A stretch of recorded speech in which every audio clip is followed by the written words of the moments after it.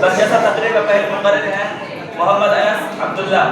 ان کا عنوان ہے ماہ رمضان کی اہمیت و فضیلت. تو تیار رہیں گے. محمد انس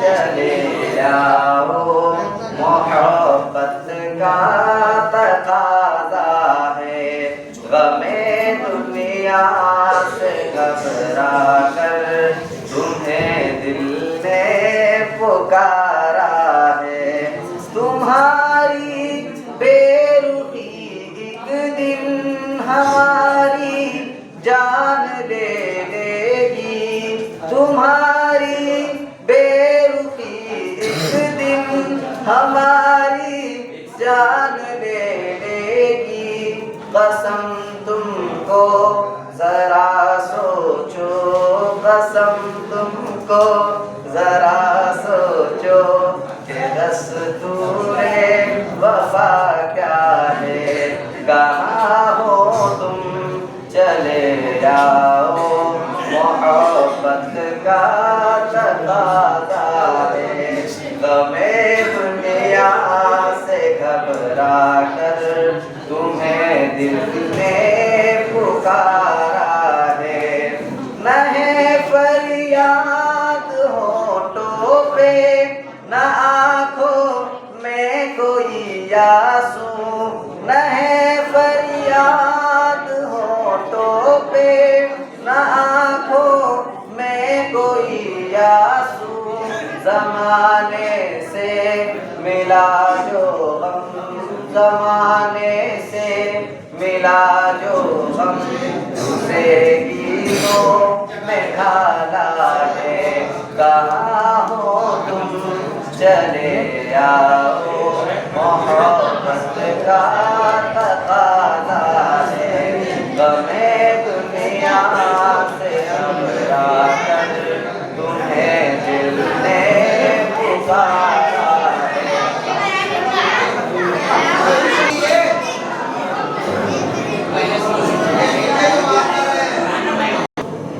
ہر طرف دیکھ لو دیدور کی طرح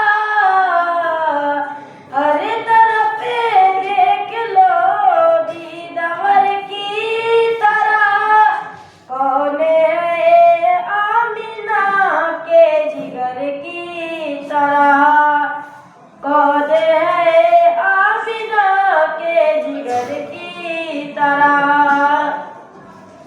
دین و دنیا کے سلطان تھے مصطفیٰ دین و دنیا کے سلطان تھے مصطفیٰ اور گھر تھا غریبوں کے گھر کی طرح اور گھر تھا غریبوں کے گھر کی طرح چوٹ پاتھر کی کھا کر دعائیں دیے چوٹ پاتھر کی کھا کر دعائیں دیے پھول پھل دینے والے شجر کی طرح پھول پھل دینے والے شجر کی طرح ان کو انسانیت کے سکھائے چلن ان کو انسانیت کے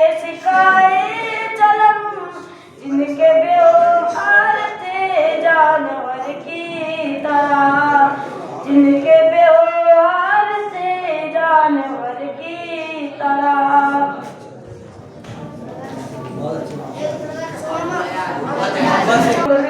محمد انس عبداللہ ان کا عنوان ہے ماہ رمضان کی اہمیت. اور تیار رہیں گے نور مجسم ان کا عنوان ہے عظمت صحابہ.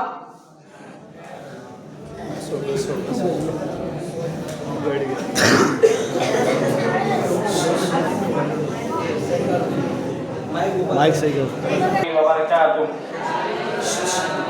الحمد للہ رب العالمین والصلاة والسلام على سيد المرسلين وعلى آله وأصحابه أجمعين. أما بعد، فقد قال الله تعالى: أعوذ بالله من الشيطان الرجيم، بسم الله الرحمن الرحيم. شهر رمضان الذي أنزل فيه القرآن هدى للناس وبينات من الهدى والفرقان. صدر محترم، اساتذہ کرام اور دینی بھائیوں، آج آپ کے سامنے جس موضوع کو لے کے کھڑا ہوا ہوں وہ رمضان مبارک کا موضوع ہے. یہ وہ رمضان کا مہینہ ہے جس میں قرآن مجید کو لوح محفوظ آسمانی دنیا پر اتارا اللہ تعالیٰ نے، اور یہ وہ مہینہ ہے جو ہمارے قریب بہت جلد آنے والا ہے، جس کے بارے میں اللہ تعالیٰ فرماتا ہے: شہر رمضان الذی انزل فیہ القرآن ھدی للناس وبینات من الھدی والفرقان. ہم نے شہر رمضان کے مہینے میں قرآن کو نازل کیا اور یہ لوگوں کے لیے ہدایت ہے، والفرقان اور فرقان ہے. میرے بھائیوں، یہ وہ مقدس مہینہ ہے جس کی ایک مخصوص عبادت روزہ ہے، جس کے بارے میں اللہ تعالیٰ فرماتا ہے: یا ایھا الذین آمنوا کتب علیکم الصیام کما کتب علی الذین من قبلکم لعلکم تتقون. اے ایمان والو، جس طرح تم سے پہلے لوگوں پر روزہ فرض کیا گیا اسی طرح تم پر بھی کیا گیا ہے کہ تم متقی اور پرہیزگار بن جاؤ. میرے بھائیوں، اللہ تعالیٰ کے نزدیک روزے دار کا ثواب مخفی کر رکھا ہے اللہ تعالیٰ نے. اللہ تعالیٰ انہیں سورۃ توبہ کے اندر اللہ تعالیٰ فرماتا ہے: الصوم لی وانا اجزی بہ، کہ میں روزے کا وہ ثواب دیتا ہوں. روزہ میرے لیے ہے اور میں ہی اس کا اجر دوں گا. میرے بھائیوں، روزے کی دوسری عبادت تراویح ہے، جسے ہم تہجد کی نماز کہتے ہیں، اور تہجد کی نماز رمضان کے مہینے میں دن اول شب میں پڑھی جاتی ہے کہ لوگ اس میں شریک ہو جائیں اور اس کا ثواب اٹھائیں. نبی اکرم صلی اللہ علیہ وسلم اپنے حدیث میں فرماتے ہیں کہ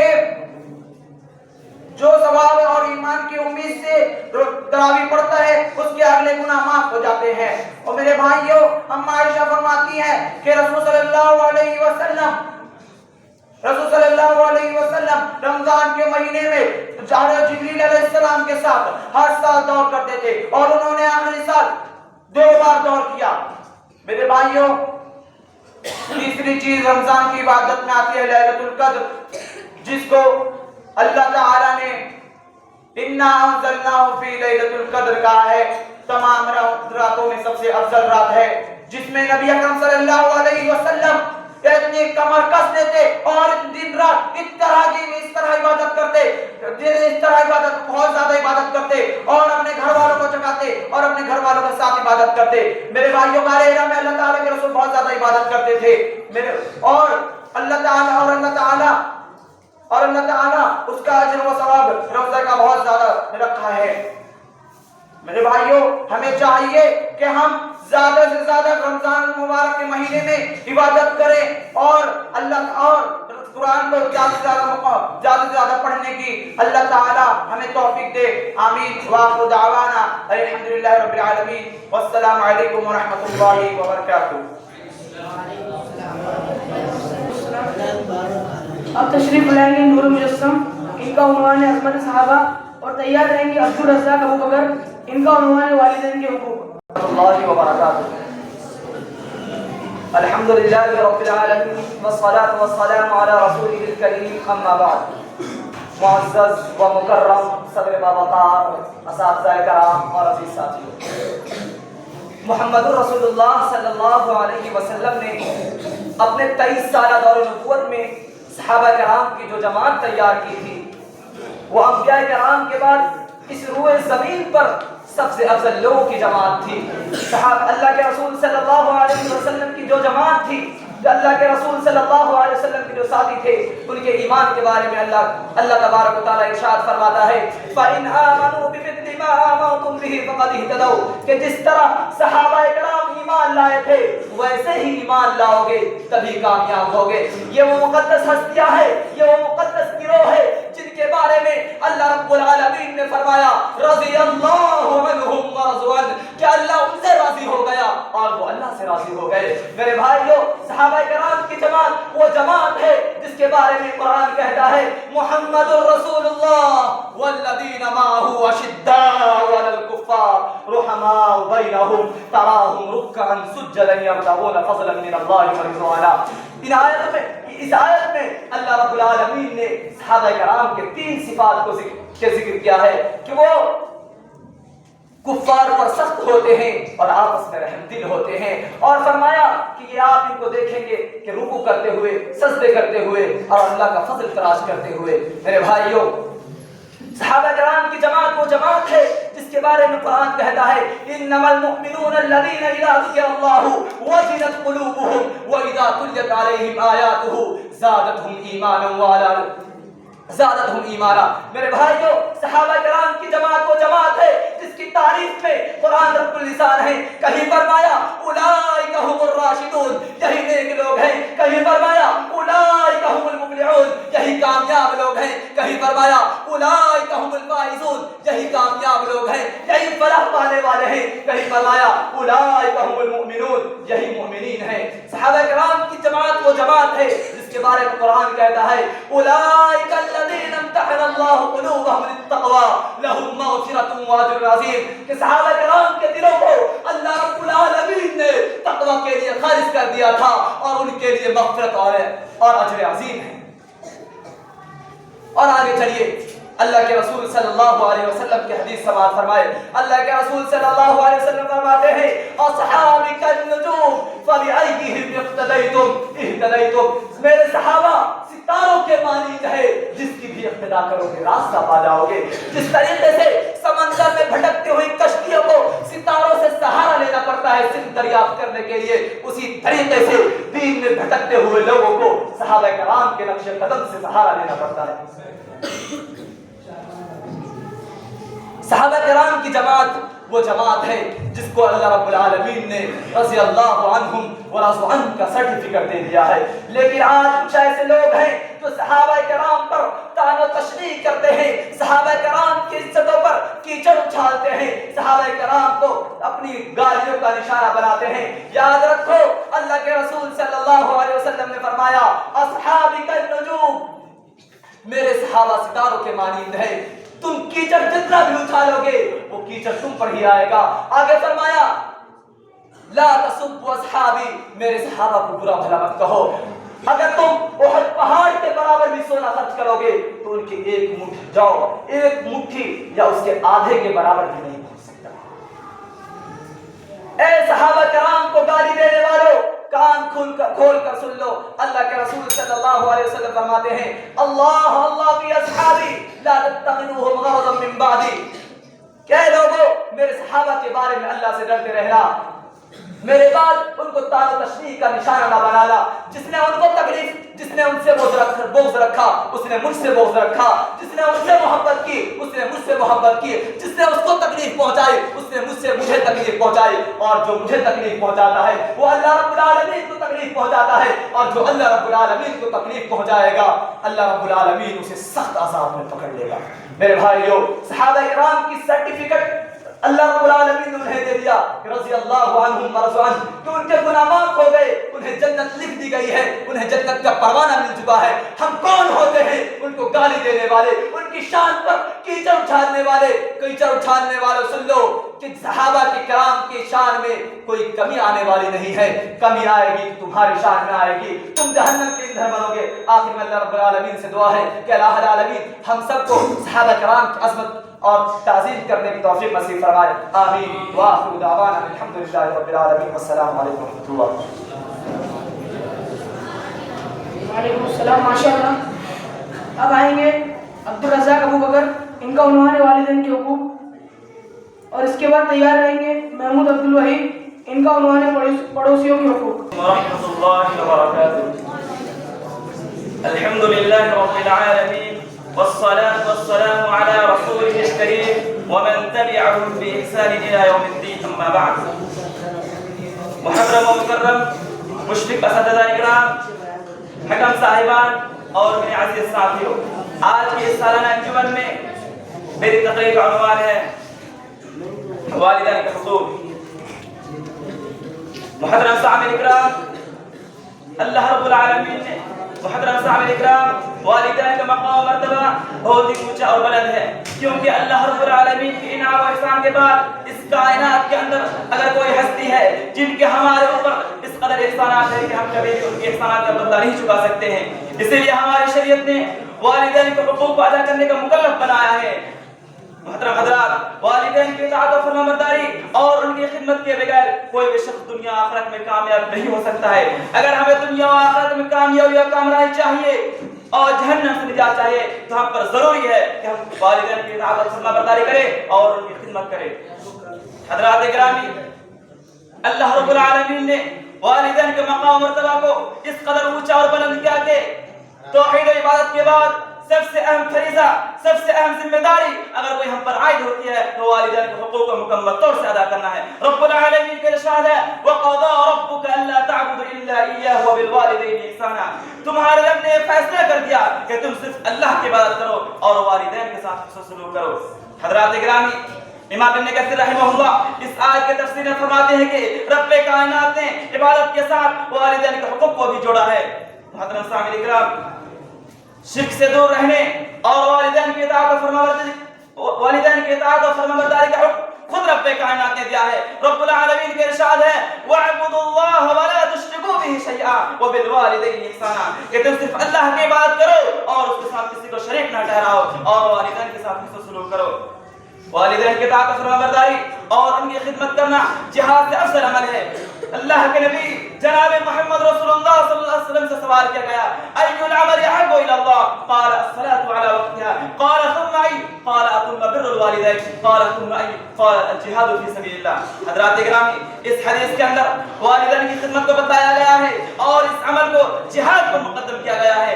معلوم ہوا کہ سب سے افضل عمل والدین کی اطاعت و فرمانبرداری کرنا ہے۔ حضرات گرامی، اللہ کے نبی جناب محمد رسول اللہ صلی اللہ علیہ وسلم نے والدین کی اطاعت و فرمانبرداری کو دخول جنت کا سبب بتایا ہے۔ اللہ کے نبی جناب محمد رسول اللہ صلی اللہ علیہ وسلم نے فرمایا لا يدخل الجنة قاطع أي قاطع رحم، رشتوں کو توڑنے والا جنت میں داخل نہیں ہوگا اور رشتوں میں سب سے افضل رشتہ والدین کا رشتہ ہے۔ اس حدیث کا مفہوم مخالف یہ ہے کہ جو شخص والدین کی اطاعت و فرمانبرداری کرے گا، ان کی خدمت کرے گا تو وہی شخص جنت میں داخل ہوگا۔ حضرات گرامی، والدین کی نافرمانی کرنا گناہ کبیرہ میں سے ہے۔ اللہ کے نبی جناب محمد رسول اللہ صلی اللہ علیہ وسلم نے فرمایا الا انبئکم باکبر الکبائر، قلنا بلی یا رسول اللہ، قال الاشراک باللہ وعقوق الوالدین۔ حضرات گرامی، والدین کی اطاعت و فرمانبرداری کرنا رزق میں برکت اور عمر میں اضافہ کا سبب ہے۔ اللہ کے نبی صلی اللہ علیہ وسلم نے فرمایا من احب ان یبسط له فی رزقه وان یوسع له فی اثره فلیصل رحمه، جسے یہ پسند ہو کہ اس کے رزق میں برکت کر دی جائے اور اس کے عمر میں اضافہ کر دی جائے تو اسے چاہیے کہ رشتہ داری کے ساتھ صلہ رحمی کرے۔ حضرات گرامی، اس حدیث کے اندر والدین کے ساتھ صلہ رحمی کرنے کا حکم دیا گیا ہے، مگر افسوس آج ہمارے معاشرے سماج میں کتنے ایسے لوگ ہیں جو والدین جیسے عظیم نعمت کے پانے کے باوجود بھی ان کی اطاعت و فرمانبرداری کر کے ان کی خدمت کر کے جنت کے مستحق نہیں بنا پاتے ہیں۔ آج ہر طرف والدین کے حقوق کسری کے جا رہے ہیں، ان پر ظلم زیادتی کے پہاڑ توڑے جا رہے ہیں۔ کیا ہم نے اس بات کو بھلا دیا کہ جب ہم بچپن میں چھوٹے تھے تو ہمارے والدین نے ہمیں پالا پوسا، ہماری اچھی تربیت کی؟ کیا ہم نے اس بات کو بھلا دیا کہ ہمارے والد محترم نے ہمارے آرام کے لیے ہر طرح کی سہولت مہیا کی اور ہماری اعلیٰ تعلیم کے لیے، ہماری بہترین تعلیم کے اچھے جامعہ کا منتخب کیا؟ حضرات گرامی، اتنی ساری قربانی ہونے کے باوجود بھی اگر کوئی شخص والدین کی اطاعت نہ کرے تو وہ اس کائنات کے اندر اس سے بڑا بدبخت کوئی نہیں ہو سکتا ہے۔ لہذا ضرورت اس بات کی ہے کہ ہم تمام مسلمانوں کو والدین کے حقوق کو کما حق ادا کرنے کی توفیق عطا فرما، آمین۔ اب آخر میں اللہ تعالیٰ سے دعا کروں کہ بار الہ ہم تمام مسلمانوں کو والدین کے حقوق کی پاسداری کرنے کی توفیق عطا فرما، آمین۔ اقول قولی ھذا واستغفر اللہ ولکم ولسائر المسلمین فاستغفروہ انہ هو الغفور الرحیم۔ والسلام علیکم ورحمۃ اللہ وبرکاتہ۔ وعلیکم السلام۔ اب تشریف لائیں گے محمود عبدالوحید، ان کا عنوان ہے پڑوسیوں کے حقوق، اور تیار رہیں گے ریان تسلیم، ان کا عنوان ہے عظمت صحابہ۔ اللہ وبرکاتہ۔ نحمد صلی اللہ رسول کریم، اما بعد۔ محترم صدر مجلس اور کم صاحبان، آج کی مبارکہ جمعہ میں مجھے جس موضوع کا مکلف بنایا ہے وہ ہے رشتہ دار، وہ ہے پڑوسیوں کے حقوق۔ محترم سامعین کرام، اللہ تعالیٰ قرآن مجید میں ارشاد فرماتا ہے وَاعْبُدُوا اللَّهَ وَلَا تُشْرِكُوا بِهِ شَيْئًا، اللہ کی عبادت کرو اور اس کے ساتھ کسی کو شریک نہ کرو. وَبِالْوَالِدَيْنِ إِحْسَانًا، اور والدین کے ساتھ حسن سلوک کرو. وَذِي الْقُرْبَى وَالْيَتَامَى وَالْمَسَاكِينِ، اور قریبی رشتہ داروں کے ساتھ، یتیموں اور مسکینوں کے ساتھ. وَبِذِي الْقُرْبَى اور ہمسائے رشتہ دار اور غیر ہمسائے رشتہ دار کے ساتھ اس سے سلوک کرو. محترم سامعین کرام، اس آیت کریمہ سے یہ بات واضح ہو جاتی ہے پڑوسی سے مراد صرف وہ شخص نہیں جو قریبی ہو، بلکہ پڑوسی سے مراد وہ شخص مراد ہے جو رشتہ دار ہو غیر رشتہ دار، ہمسایہ ہو غیر ہمسایہ، تمام لوگ اس میں شامل ہیں. ان کے ساتھ حسن سلوک کا معاملہ کیا جائے گا، ان کے ساتھ احسان کا معاملہ کیا جائے گا، ان کے ساتھ سخت کلامی نہیں کی جائے گی، ان کے ساتھ بد کلامی نہیں کی جائے گی، ان کو نہ تکلیف دی جائے گی، خواہ وہ ہاتھ سے ہو زبان سے ہو. آئیے پڑوسیوں کے حقوق کے بارے میں چند احادیث نبویہ سماعت فرماتے ہیں. حضرت عائشہ رضی اللہ عنہ کی روایت ہے، فرماتے ہیں کہ رسول اللہ صلی اللہ علیہ وسلم نے فرمایا ما زال جبریل یوصینی بالجار حتی ظننت انہ سیورثہ. جبریل مجھے پڑوسیوں کے بارے میں اتنا وصیت کیا کرتے تھے کہ میں انہیں اپنے مال اور اولاد میں وارث نہ سمجھنے لگ جاؤ. میرے بھائی، غور کرنے کا مقام ہے، سوچنے کا مقام ہے کہ جبریل آپ صلی اللہ علیہ وسلم کو پڑوسیوں کے متعلق اتنی تاکید فرماتے تھے، لیکن آج ہم پڑوسیوں کو تکلیف دیتے ہیں، پڑوسیوں کو ستاتے ہیں، ان سے سخت کلامی کرتے ہیں، ان سے بد کلامی کے ساتھ پیش آتے ہیں، جبکہ ہمیں تو اچھی طریقے سے پیش آنا چاہیے تھا، جبکہ ہمیں حسن سلوک کا مظاہرہ کرنا چاہیے تھا اور احسان کا معاملہ کرنا چاہیے تھا. محترم سامعین کرام، وہ شخص مومن نہیں ہے جس کا پڑوسی اس کی شرارتوں سے محفوظ نہیں ہے. جیسا کہ ابو شریح رضی اللہ عنہ کی حدیث میں آتا ہے واللہ لا یؤمن واللہ لا یؤمن واللہ لا یؤمن. قیلا من یا رسول اللہ؟ قال الذی لا یمن جارہ ببواکہ. آپ صلی اللہ علیہ وسلم کہا وہ شخص مومن نہیں ہے، اللہ کی قسم وہ شخص مومن نہیں ہے، اللہ کی قسم وہ شخص مومن نہیں ہے. سوال کیا گیا کون یا اللہ کے رسول؟ آپ صلی اللہ علیہ وسلم نے کہا جس کا پڑوسی اس کی شرارتوں سے محفوظ نہ ہو، جس کا پڑوسی اس کی عداوتوں سے محفوظ نہ ہو. یعنی اگر آپ کا پڑوسی آپ کی شرارتوں سے محفوظ نہ ہو تو آپ مومن نہیں ہیں، آپ کا ٹھکانہ جہنم ہے. جو شخص اپنی آخرت کو سنوارنا چاہتا ہے، جو شخص اپنا ٹھکانہ جہنم سے دور کرنا چاہتا ہے، جو شخص اپنے آپ کو جنت کا مستحق بنانا چاہتا ہے، جو عذاب قبر میں اچھی نیند سونا چاہتا ہے، اسے چاہیے کہ اپنے پڑوسیوں کو نہ ستائے. جیسا کہ ابو ہریرہ رضی اللہ عنہ کی حدیث میں آتا ہے من کان یؤمن باللہ والیوم الاخر فلا یؤذی جارہ. جو شخص آخرت کے دن پر ایمان رکھتا ہے اسے چاہیے کہ اپنے پڑوسیوں کو تکلیف نہ دے. یعنی پڑوسیوں کو تکلیف نہ دینا ایمان کے اسباب میں سے ہے.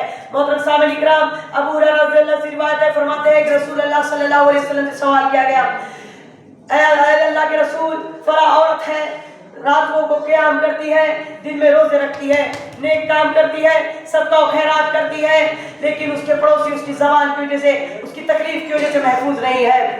آپ صلی اللہ علیہ وسلم نے کہا اس کے لیے کوئی اچھائی نہیں ہے، یا من اہل النار، وہ جہنمی ہے. اس کے برعکس ایک عورت ہے جو نیک کام کرتی ہے، فرض نماز ادا کرتی ہے اور تھوڑا بہت صدقہ ادا کرتی ہے، لیکن اس کے پڑوسی اس کی تکلیف سے محفوظ ہیں. آپ صلی اللہ علیہ وسلم نے فرمایا یا من اہل الجنہ. محترم سامعین اکرام، پڑوسی کو تکلیف دینا، پڑوسی کو ستانا، پڑوسی کے ساتھ انہیں سلوک کا معاملہ نہ کرنا دخول جہنم کا سبب ہے. اور پڑوسی کے ساتھ اچھا معاملہ کرنا، ان کے ساتھ انہیں سلوک سے پیش آنا، ان کے ساتھ احسان کا معاملہ کرنا، ان کو تکلیف نہ دینا دخول جنت کا سبب ہے. پڑوسیوں کا ایک خیال، پڑوسیوں کے حقوق میں ایک ہے پڑوسیوں کا خیال کیا جائے. آپ صلی اللہ علیہ وسلم نے فرمایا جب تم میں سے کوئی شخص گوشت کا سالن پکائے اس میں چاہیے کہ اس میں شوربہ زیادہ کر دے. جیسا کہ آپ صلی اللہ علیہ وسلم نے ابو ذر رضی اللہ عنہ کو حکم دیا یا ابا ذر اذا طبخت مرقة فاغسل معها وتعاهد جيرانك. اے ابو ذر جب تم سالن پکاؤ تو اس میں پانی زیادہ کر دو اور اپنے پڑوسیوں کا خیال رکھو. ان تمام دلائل سے یہ بات روز روشن کی طرح آیا اور واضح ہو جاتی ہے کہ اگر آپ کو جنت میں داخل ہونا ہے، آپ کو جہنم سے بری کرنا ہے، اگر آپ عذاب قبر سے بچنا چاہتے ہیں، آج اپنی دنیا و آخرت کو سنوارنا چاہتے ہیں تو اپنے پڑوسیوں کو تکلیف نہ دے، اپنے پڑوسیوں کے ساتھ اچھا معاملہ کرے. خواہ زبان سے اور ہاتھ سے انہیں ہر طریقے سے تکلیف دینے سے بچنا چاہیے، کیونکہ مسلمان وہ ہے جس کے ہاتھ اور زبان سے دوسرا مسلمان محفوظ رہے. باقی میں اللہ رب العالمین سے دعا ہے کہ ہم تمام لوگوں کو پڑوسی کے حقوق کو سمجھیں اور ان پر عمل کرنے کی توفیق عطا فرمائے. السلام علیکم ورحمۃ اللہ وبرکاتہ. वालेकुम अस्सलाम। अब तशरीफ लाएंगे रैयान तस्लीम, इनका उन्वान है अज़मत सहाबा। और तैयार रहेंगे फैज़ान मुस्तफ़ा, इनका उन्वान है वालिदैन के हुकूक। वालेकुम अस्सलाम। अब तशरीफ लाएंगे फैज़ान मुस्तफ़ा, इनका उन्वान है वालिदैन के हुकूक। और तैयार रहेंगे अब्दुल हफीज़ हनीफ भाई, इनका उन्वान है उस्ताद का अदब व एहतराम। अस्सलामु अलैकुम व रहमतुल्लाहि व बरकातुहू। अल्हम्दुलिल्लाहि रब्बिल आलमीन वस्सलातु वस्सलामु अला रसूलिहिल करीम, अम्मा बाद। मुहतरम व मुकर्रम असातिज़ा इकराम और मेरे दीनी व मिली भाइयों, आज मैं आपके सामने जिस मौजू को लेकर खड़ा हुआ हूँ वो है वालिदैन के हुकूक। मेरे अजीज भाइयों, अल्लाह रब्बुल इज्जत ने वालिदैन के दिल में ये फितरत रखी है कि वो अपने औलाद से बेहद मोहब्बत करती है। इसी मोहब्बत का नतीजा है कि वो हमेशा ये सोचती है मेरे औलाद में हमने जो मुसीबत उठाई है वो हमारी औलाद को ना उठानी पड़े, हमने जो तकलीफ उठाई है वो हमारी औलाद को ना उठानी पड़े, हमारी औलाद बड़े होकर कुछ का अच्छा काम करे। मगर औलाद हमेशा वालिदैन की बात को टालती है, उन्हें पलट कर जवाब देती है। अल्लाह रब्बुल इज्जत कुरान में फरमाते हैं, वसील इंसान बिवालिदैहि ihsana, हमने इंसान को इस हिदायत पर पैदा किया है कि वो अपने वालिदैन के साथ हुस्न अखलाकी का मामला पेश करे। और दूसरी जगह अल्लाह रब्बुल इज्जत फरमाते हैं, वक़ज़ा रब्बुका अल्ला तअबुदू इल्ला इय्याहु व बिल वालिदैनि ihsana इम्मा यब्लुगन्ना इंदका अल-किबरा अहदुहुमा औ किलाहुमा फुक़्बिहुम व ला तनहरहुमा व क़ुल लहुमा क़ौलन करीमा वख़्फ़िद लहुमा जनाह अज़-ज़ुल्लि मिन ar-रहमति व क़ुल रब्बि इरहमहुमा कमा रब्बयानी सग़ीरा। इस आयत में मैंने अभी आपके सामने जो आयत पढ़ी है उसके अंदर वालिदैन के मुतालिक दर्ज-ए-ज़ील नुकात है। पहले तो ये है कि आप अपने वालिदैन को गुस्से में उफ तक ना कहो, उनके साथ हमेशा आजिज़ी व इंकिसारी के साथ पेश आओ। अगर वो तुमको कुछ कहे तो आप उनकी बात को जरूर कबूल करो और वालिदैन जिंदा हो या फौत हमेशा उनके हक में सच्ची दुआ करे। और अल्लाह रब्बुल इज्जत फरमाते हैं, वअब्दुल्लाह व ला तुशरिकू बिही शैआ व बिल वालिदैनि ihsana, और तुम अल्लाह के साथ इबादत में किसी चीज को शरीक ना करो और अपने वालिदैन के साथ हमेशा उसमें अखलाकी का मामला पेश करो। आप इसी बात से अंदाजा लगा लीजिए कि वालिदैन को जो नाराज करता है समझो कि इसका रब उससे नाराज है, और जो वालिदैन को खुश करता है समझो कि इसका रब उससे खुश है। कुरान में जो बार बार फरमाया गया है कि आप अपने वालिदैन के साथ उसमें अखलाकी का मामला पेश करो, उनके साथ आजीज़ी व इंकिसारी के साथ पेश आओ, इसका मतलब ये है कि आपके पैदाइश से लेकर के आपके वालिदैन आपके जितने पूरे ख्यालात मुकम्मल करते हैं, अपनी कुर्बानी दे करके आपके ख्यालात को मुकम्मल करते हैं, तो आपको चाहिए कि उनकी ज़रूरत के वक्त में हम भी उनका साथ दें। आजकल मुआशरे में देखा जाता है कि तब वालिदैन बुजुर्ग हो जाते हैं, तब उनको औलाद की ज़रूरत होती है, तब औलाद उनके साथ नाफरमानी कर करके दूसरे शहरों में चली जाती है, उनके साथ कभी उसने अखलाकी का मामला पेश नहीं करती। हमें तो चाहिए कि हम हमारे वालिदैन के साथ हमेशा उसने अखलाकी का मामला पेश करें। वालिदैन ये वो हस्तियाँ हैं जो अपनी औलाद के साथ कभी नाफरमानी नहीं करती, तो हमें चाहिए कि हम अपने वालिदैन के साथ हमेशा उसने अखलाकी का मामला पेश करें और उनके साथ कभी बुरा बर्ताव ना करें। आखिर में अल्लाह से दुआ है कि अल्लाह रब्बुल आलमीन हमें वालिदैन के साथ उसने अखलाकी का मामला पेश करने की तौफीक अता फरमाए। आमीन व आखिर दावाना अल्हम्दुलिल्लाहि रब्बिल आलमीन। अस्सलामु अलैकुम। वालेकुम अस्सलाम। अब तशरीफ लाएंगे अब्दुल हफीज़ हनीफ भाई, इनका उन्वान है असातिज़ा का अदब व एहतराम। और तैयार रहेंगे फैज़ान रहमान अजीजुर रहमान, इनका उन्वान है असातिज़ा का अदब व एहतराम। अस्सलामु अलैकुम व रहमतुल्लाहि व बरकातुहू। अल्हम्दुलिल्लाहि रब्बिल आलमीन वस्सलातु वस्सलामु अला सय्यिदिल मुरसलीन व अला आलिहि व अस्हाबिहि अजमईन। क़ाल अल्लाहु तआला अऊज़ु बिल्लाहि मिनश शैतानिर रजीम। बिस्मिल्लाहिर रहमानिर रहीम। يرفع الله الذين آمنوا منكم والذين أوتوا العلم درجات. آج کے اس سالانہ ناظم میں میری تقریر کا عنوان ہے اساتذہ کے حقوق. استاد والدین کے مقام کے برابر ہے. اللہ تعالیٰ کی نعمتوں میں سے ایک نعمت انسان کے لیے اساتذہ کرام ہے، جن کی آج ہم نے عزت کو بھلا دیا ہے. اساتذہ اللہ تعالیٰ کی نعمتوں میں سے ایک نعمت ہے جو ایک کمزور بچے کو ہیرے کے مالک قرار دیتا ہے. استاد وہ نعمت ہے جو ایک بچے کو ادب و اخلاق سکھاتا ہے. اگر استاد نہ ہو تو انسان اخلاق و آداب نہیں سیکھ سکتا. ہمارے سب سے بڑے استاد محمد صلی اللہ علیہ وسلم ہے، اور انسان کو اشرف المخلوقات بنانے میں اللہ تعالیٰ نے بنایا، اور استاد ہی اس کی رہنمائی کرتا ہے. استاد بچوں کو وہ نعمتیں سکھاتا ہے، وہ نعمتوں کا شکر سکھاتا ہے جو اللہ تعالیٰ اس کو عطا کرتا ہے. جیسے کہ اللہ تعالیٰ ارشاد فرماتا ہے يرفع الله الذين آمنوا منكم والذين اوتوا العلم درجات، کہ اللہ تعالیٰ ایمان والوں اور علم والوں کے درجات کو بلند کرتا ہے. یہی استاد ہے جو ہم کو ادب و اخلاص سکھاتے ہیں. یہی استاد ہے جو ہمیں نماز کا طریقہ سکھاتے ہیں. یہی استاد ہے جو ہمیں عبادات کا طریقہ سکھاتے ہیں. یہی استاد ہے جو ہمیں عقائد سکھاتے ہیں. اگر والدین کے حقوق کو جاننا ہو تو اگر استاد نہ ہو تو ہم والدین کے حقوق کو نہیں سیکھ سکتے. اگر والدین کے حقوق کو کیسے ادا کرنا ہے اگر استاد نہ ہو تو ہم والدین کے حقوق کا ادا نہیں کر سکتے. اگر پڑوسیوں کے حقوق کو ادا کرنا ہے تو اگر استاد نہ ہو تو ہم ان کے حقوق کو ادا نہیں کر سکتے.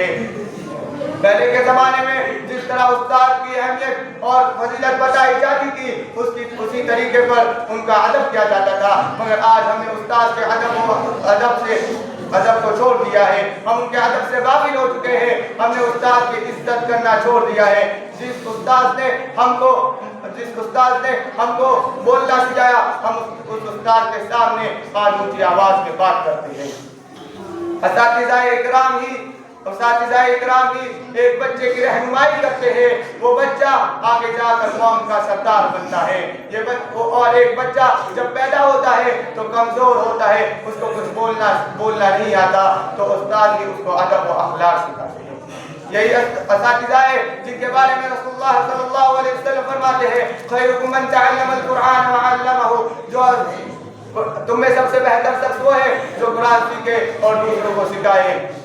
میرے بھائیوں، جو قرآن کی اتنی بڑی عظمت ہے، اگر وہ قرآن ہم کو جو سکھاتا ہے وہ اساتذہ اکرام ہوتے ہیں. اساتذہ اکرام ہی ہماری رہنمائی کرتے ہیں، ہم کو سیدھا راستہ دکھاتے ہیں. اساتذہ اکرام کے بارے میں یحییٰ بن معین امام بخاری کے بارے میں کہتے ہیں کہ امام بخاری جس طرح محدثین کا وہ احترام کرتے تھے اس طرح کسی کو میں نے نہیں دیکھا کہ کوئی محدثین کا اتنا احترام کرے. حضرت عبداللہ بن عباس جب علم حاصل کرنے کے لیے اپنے استاد کے پاس جاتے تو چوکھٹ پر بیٹھ جاتے اور ان کو پریشان نہیں کرتے، ان کو آواز نہیں دیتے کیونکہ ان کو تکلیف نہ ہو. اور پھر جب وہ باہر نکلتے تو ان سے علم حاصل کرتے. یہی استاد کا ادب و احترام ہے. میرے بھائیوں، جس ادب و احترام کو ہم نے بھلا دیا ہے اس کو ہم کو واپس لانے کی ضرورت ہے. ہمیں اپنے استاد کے ساتھ ادب و احترام کرنے کی ضرورت ہے. ہمیں اپنے استاد کی عزت کرنے کی ضرورت ہے. یہی استاد کی جو عزت کرتا ہے وہ مستقبل میں بڑا مقام اس کو ملتا ہے. اگر کسی کو بڑا مقام چاہیے، بلندی چاہیے تو اس کو استاد کی اہمیت اور فضیلت کو سمجھنے کی ضرورت ہے اور اس کی عزت کرنے کی ضرورت ہے.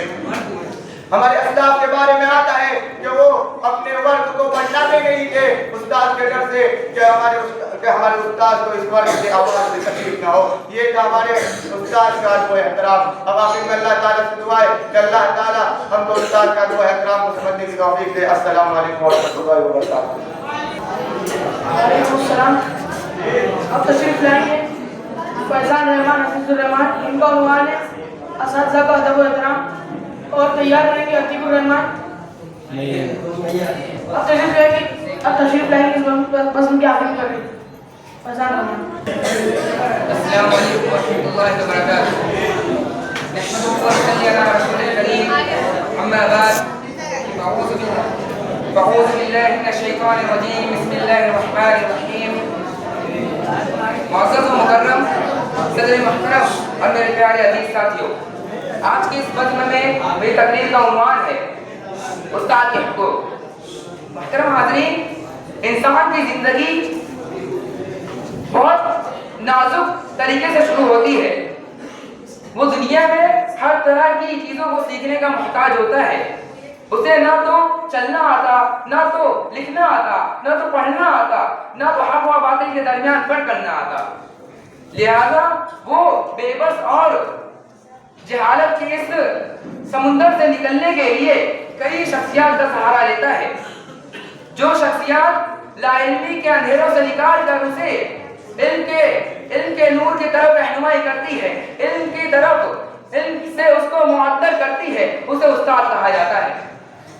मेरे भाइयों, अगर उस्ताद की बात करें तो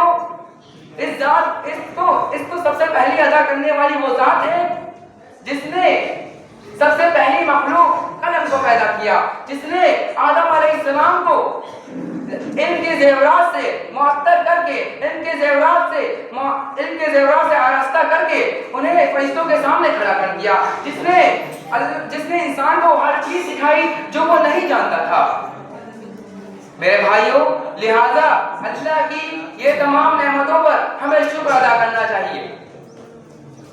मोहतरम हाज़रीन,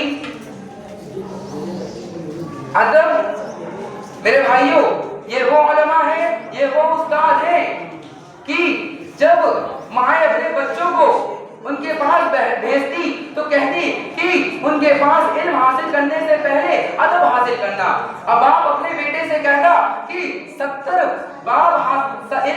बाब सीखने से बेहतर है कि तुम इल्म के एक बाब सीखो। मेरे भाइयों, इस इल्म के इस अदब के लिहाज से इमाम अहमद बिन हम्बल फरमाते हैं कि मैंने 30 साल अदब हासिल किया। कितने साल मेरे भाइयों? 30 साल उन्होंने अदब से हासिल किया, सिर्फ 30 साल, और 20 साल सिर्फ इल्म हासिल किया। मुहतरम हाज़रीन, उस्ताद का हक ये भी है कि जब कोई तालिब या कोई शख्स उसकी मजलिस में बैठे, उस मजलिस में बैठे जहां उस्ताद खुतबा दे रहे हो, जहां वो नसीहतें कर रहे हो, तो उसे चाहिए कि वो इस तरह से बैठे कि ना तो आवाज करे, ना तो किसी से छेड़खानी करे, और ना ही उस्ताद के आगे आगे बोले। जैसा कि अल्लाह के रसूल सल्लल्लाहु अलैहि वसल्लम के पास जब सहाबा इकराम बैठते तो गोया लगता कि उनके सर पर परिंदा बैठा हुआ है। मेरे भाइयों, उस्ताद का हक ये भी है कि जब कोई तालिब या कोई शख्स इल्म हासिल करने के लिए उनके पास जाए तो वो चाहे कि उसके लिए चाहिए कि वो एक मखसूस वक्त मुकर्रर कर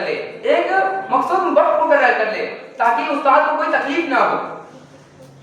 जैसा कि अब्दुल्लाह बिन अब्बास रज़ियल्लाहु अन्हा जब इल्म हासिल करने के लिए कोई हदीस मालूम करने के लिए अपने उस्ताद के पास जाते तो उनके घर के पास लेट जाते, वहां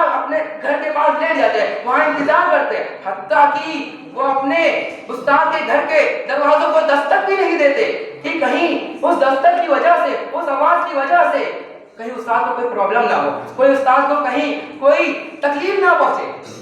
मेरे भाइयों, लेकिन आज हमारे माशरे में देखा जाता है कि हम अपने उस्ताद को गलत अलकाब से पुकारते हैं, उन्हें गलत तरीके से पुकारते हैं, उनसे बदकलामी करते हैं, उनके साथ गलत तरीके से व्यवहार करते हैं। मेरे भाइयों,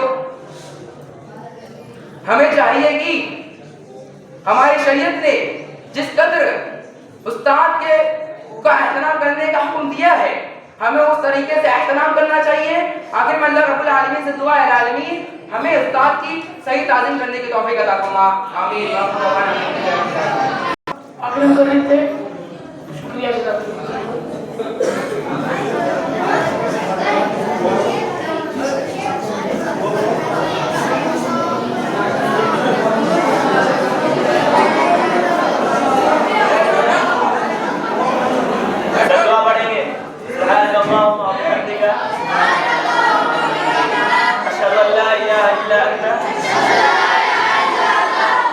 نستغفرك